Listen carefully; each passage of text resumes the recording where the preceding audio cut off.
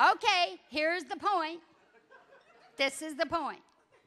Every single one of you could get up here today and tell your stories. Every one of you do tell your stories. But do you see the point in them? The message in every encounter, good or bad. Do you see the point? The point to me was this.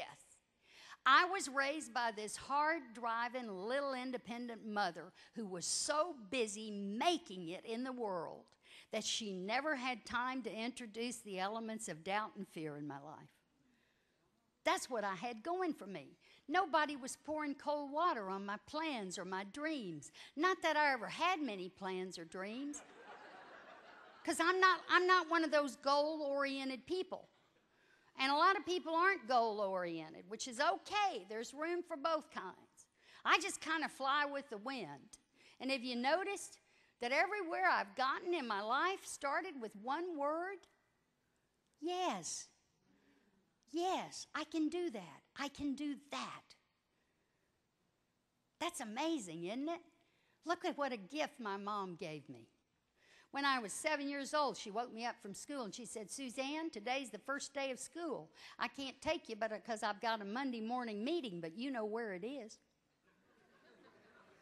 I said, yes, ma'am. She said, go to the principal's office, tell him who you are, you want to sign up for school. I'll come in this afternoon, do the paperwork. People say, you poor little thing, your mama didn't even take you to school. Let me ask you a question. Do you think when you're 7 years old and you go into the principal's office and tell him who you are, there's ever been a place I've ever walked into that I was too shy to tell you who I was? See the gift she gave me? See the flip side? Because there's always a flip side. My mother lay in a hospital bed at 97 years old, flat on her back, hadn't been out of that bed in 4 years, had glaucoma, glazed over eyes with cataracts, short-cropped gray hair, and a little hat with a bill on it that had convention buttons all over it. And she would lie in bed and stare at the ceiling because she couldn't watch TV, and her hearing was going, and that's what she did for 4 years. But guess what you heard when you walked past her hospital room? Laughter. She would be telling stories, talking to the aides, getting out of herself, into them, finding out about their lives. And that's how she amused herself in that world that she was imprisoned in.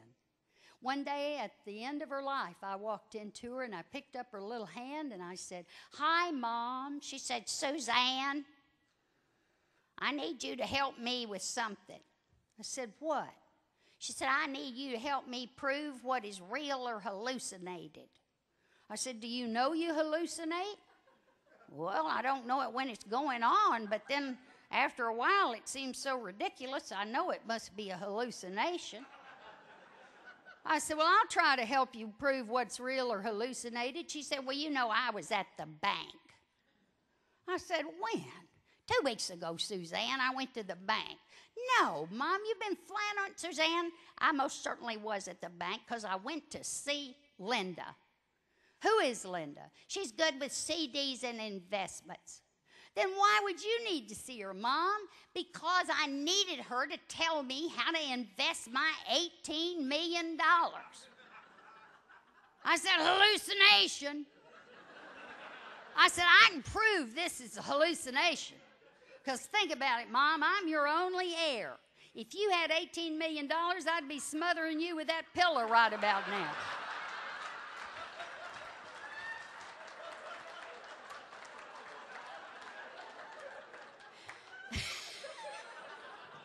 She said, Suzanne, are you trying to tell me I don't have $18 million? I said, honey, you don't. I'm sorry to tell you. Suzanne, in 5 minutes, you have come in here and taken away all my wealth. And I never got to spend 1 dime of it. And then, so help me God, you know what she did? She went, folded her hands on her chest. She said, well, there is one good thing about it. I said, what's that, honey? She said, now I won't have to lie here worrying about you getting your hands on it.